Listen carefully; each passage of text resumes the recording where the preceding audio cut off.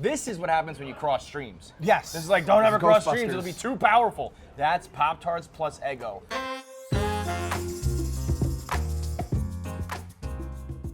All right, we are back on another episode of Snackin' Off.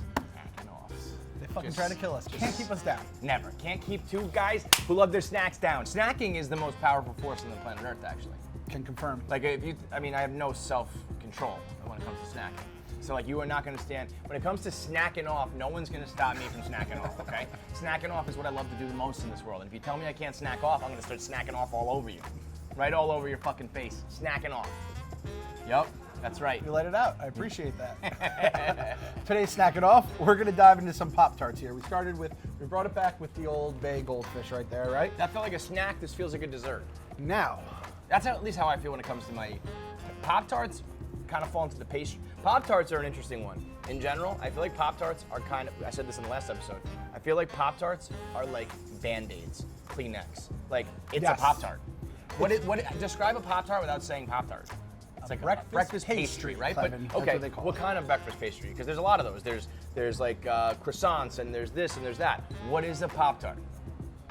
It's a Pop-Tart. It just is what it is. And we cannot forget, so Pop-Tart had the game on lock for years and years and years. What year we'll do the old looking up as we fucking, this is the new part of Snackin' Off. Strudel?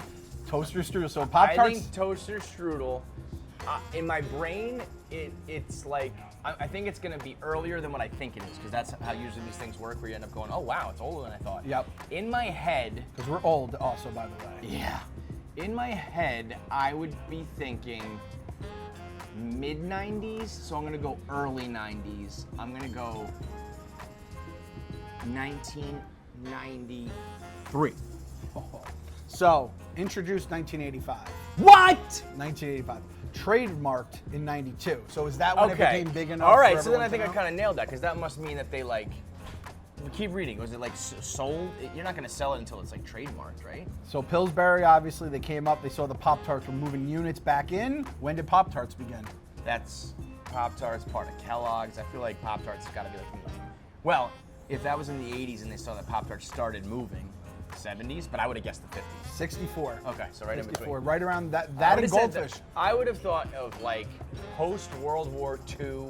Yep. Baby boomers are fucking and everyone's buying a house, and they also have these new flavored thing that's like from heaven, and everyone's happy in America. 2 cars in every driveway, toaster in every house, and you're throwing your Pop-Tarts in there for the kiddies. The white picket fence along with your Pop-Tarts. This right here I consider a breakfast super team. This is your Pop-Tarts, this is your Eggo, this is the key.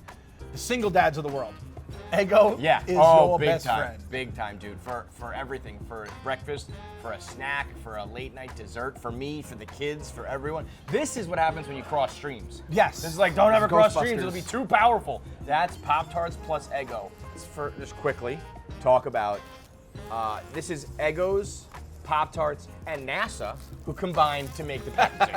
Because this right here, this tin foil, but not, is only on Pop-Tarts. Only on Pop-Tarts. Where is another place have you ever seen this? Maybe the NASA ice cream, right? Isn't that I was going to say, that's what I said. said. And I couldn't tell you because I've never done it. Maybe the blankets at the end of the marathon, and they give you that tin foil. I don't know. It's very, and what I would like to do, sometimes if I was,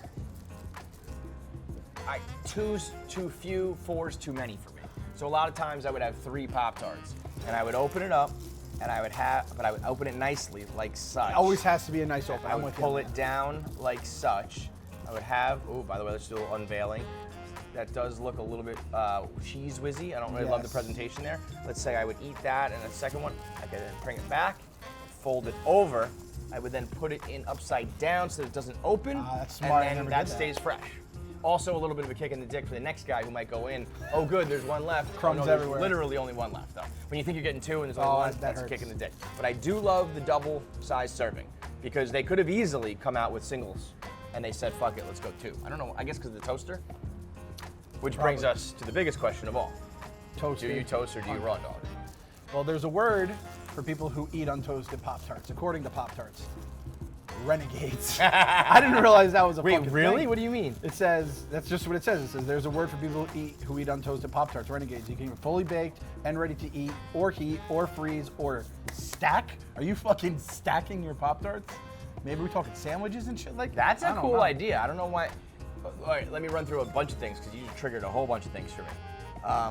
Number one, let's talk about the toasting versus the non-toasting. Yes.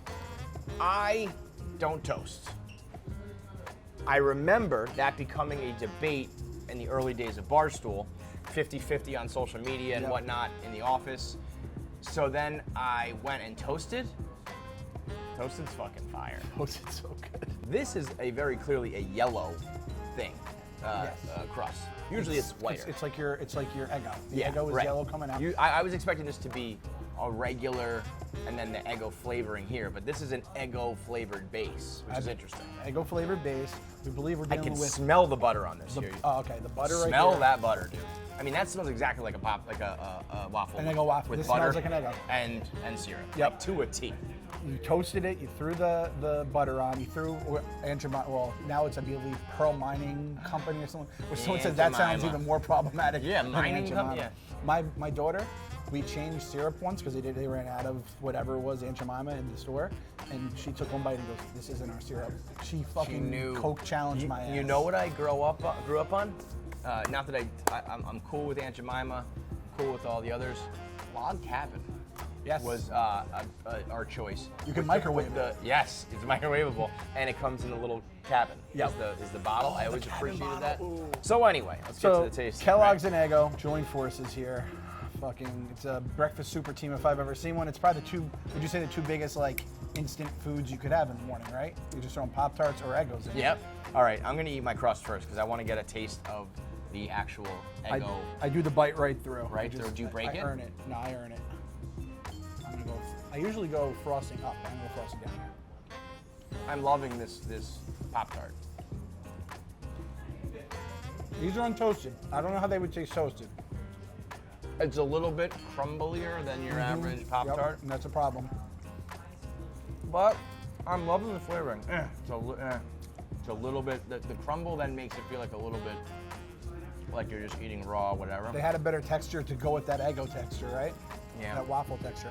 Now let me get look at that, my butter is, my filling is like seeping through. I think I'm gonna like this once I get the mix of everything. Oh, look how good my bite's gonna be. This bite's gonna be incredible.